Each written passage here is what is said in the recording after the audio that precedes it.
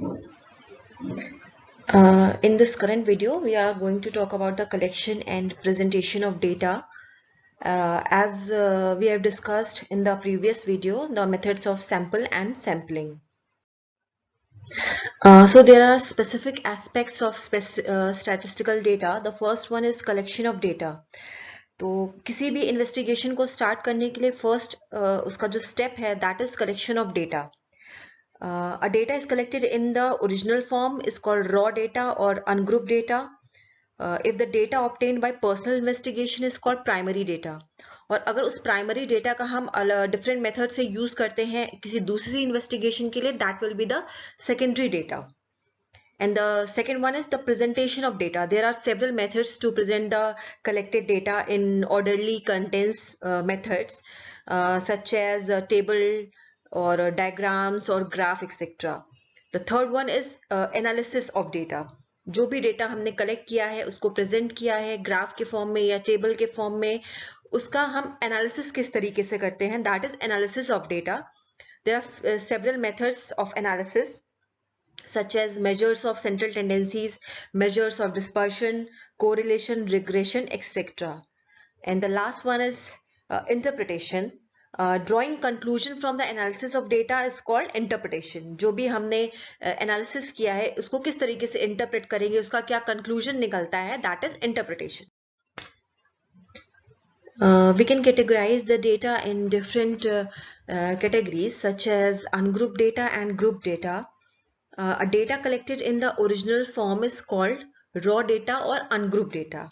When we are talking about the group data, we can classify into two categories, discrete series and continuous series. First, we are talking about the discrete series. The presentation of data in this form is quite a tedious and time-consuming job, particularly when the number of observation in an experiment is too large. To make it easily understandable, we can tabulate data in simple frequency table. Framing a simple frequency table, a table of two columns is framed.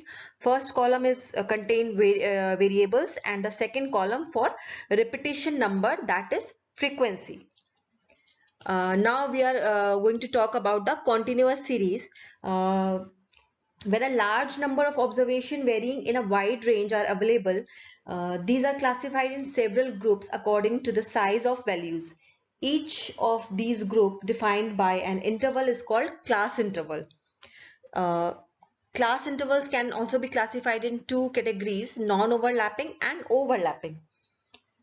So non-overlapping is when the values of variable are grouped in such a fashion that the upper limit of one class interval do not overlap the succeeding class interval. In this table as we shown, first class interval 1 to 10 and the second one is 11 to 20. So the upper limit of the first class interval is totally different from the lower limit of the second class interval. While in overlapping method, the values of variable are grouped in such a fashion that the upper limit of one class interval is the lower limit of succeeding class interval. As we shown in the table, the first class interval is 1 to 10.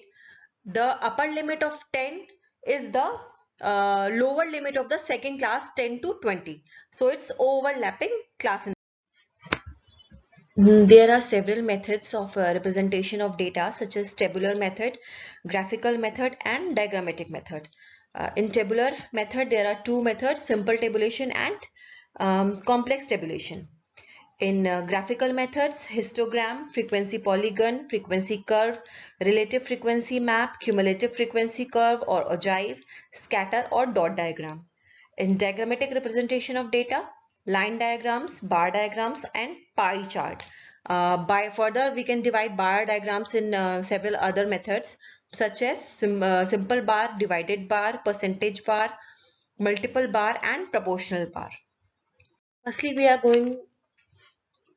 we are going to talk about the tabular method of representation of data.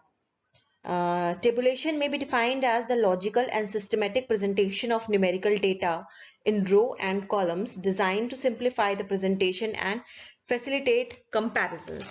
Table can be divided into two categories, simple table and complex table. Simple table, it contains data in respect of only one characteristics.